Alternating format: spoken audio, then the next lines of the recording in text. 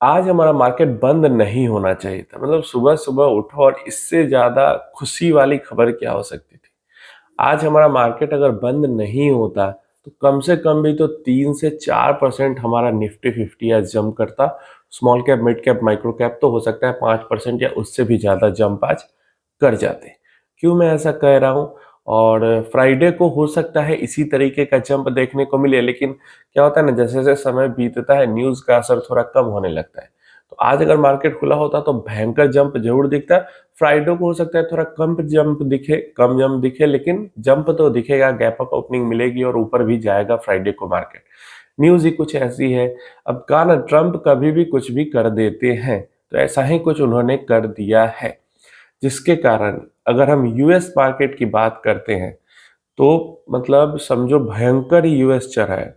एक दिन के अंदर, एक ट्रेडिंग सेशन के अंदर में डाउ जोन्स जो है वो 7.87% भाग गया है।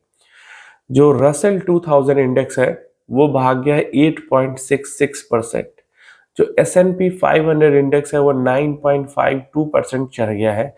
और जो नैस्डैक 100 इंडेक्स है वो 12.02, एक दिन में 12% चढ़ गया नैस्डैक। मतलब 2001 के बाद में ये दूसरी बार हुआ है। मतलब 2001 से 2025 के बीच में दूसरी बार हुआ है जो एक दिन में नैस्डैक 100 12% चढ़ा है। और S&P 500 ऑलमोस्ट जो 10% चढ़ी है वो 2008 के बाद पहली बार चढ़ी है। और डाउ जोन्स जो है वो 2020 के बाद पहली बार सिंगल डे में इतना उछाल डाउ जोन्स के अंदर आया है। तो इतनी भयंकर तेजी अचानक से टूटते हुए यूएस के बाजार में कैसे आ गई? तो इसलिए आ गए कि जो अफवाह थोड़े दिन पहले उड़ी थी कि डोनाल्ड ट्रंप 90 डेज का पॉज ला रहे हैं टैरिफ पे चाइना को लेके, उस टाइम पे वो अफवाह थी। लेकिन कल डोनाल्ड ट्रंप ने ऑफिशियली फाइनली इसको अनाउंस कर दिया।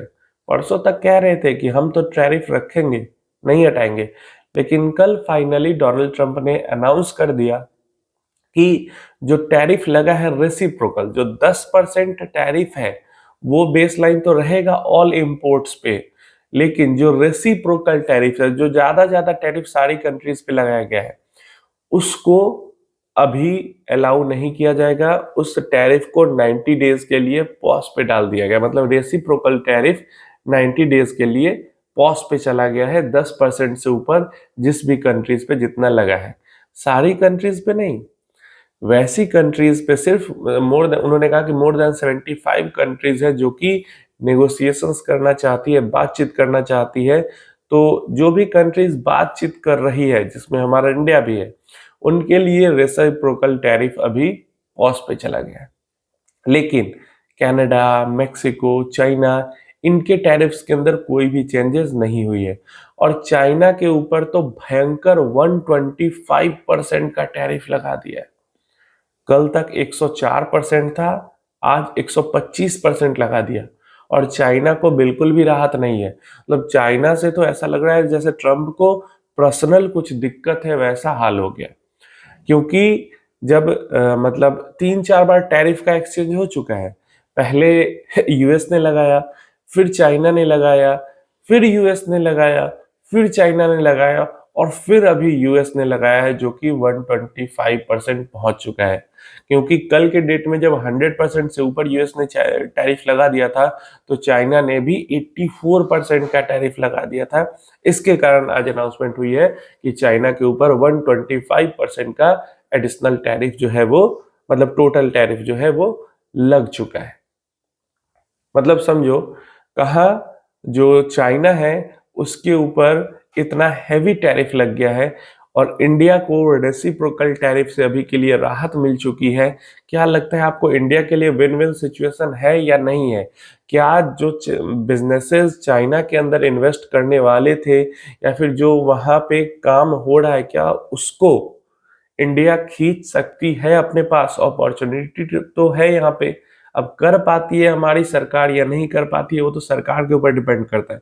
नहीं तो चाइना से बिजनेस खींचने का, खासकर यूएस में जो एक्सपोर्ट होता है, वो बिजनेस खींचने का बहुत अभी बड़ा यहाँ पे पॉसिबिलिटी इंडिया के पास है। अगर कर लेती है तो बहुत बढ़िया है।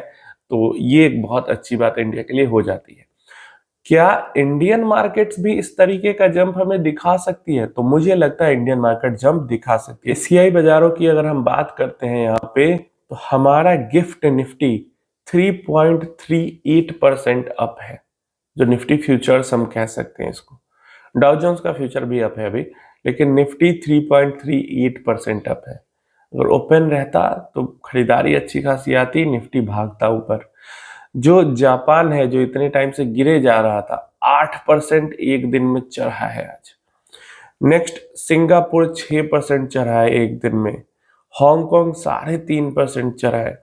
ताइवान लगातार गिरते जा रहा था, लगभग 9.5-10% चढ़ा है। और जैसे जैसे समय बीतेगा ये मार्केट्स और ज्यादा चढ़ेंगे या थोड़ा सेटल भी हो सकते हैं, लेकिन अभी काफी तेजी का माहौल पूरे एशिया में, मतलब पूरी दुनिया में ही है। एशिया में भी है ही, यूएस में भी है ही, यूरोप के अंदर मार्केट खुलेगी वहां पे भी तेजी दिखेगा ही अच्छा खासा।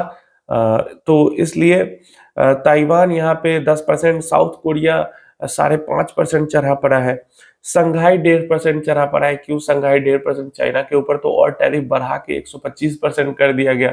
और इसीलिए मैं कह रहा हूँ, अगर यूरोप को राहत नहीं मिलेगी, फिर भी यूरोप के बाजार चढ़ेंगे, क्योंकि मूड माहौल के साथ थोड़ा मार्केट चढ़ जरूर जाता है। ये अपडेट थी, सुबह उठते उठते ये अपडेट मिली कि ट्रंप ने 90 डेज का पॉज लगा दिया है। जैसे मैंने ये न्यूज पढ़ी, मुझे लगा था कि मार्केट जंप की होगी।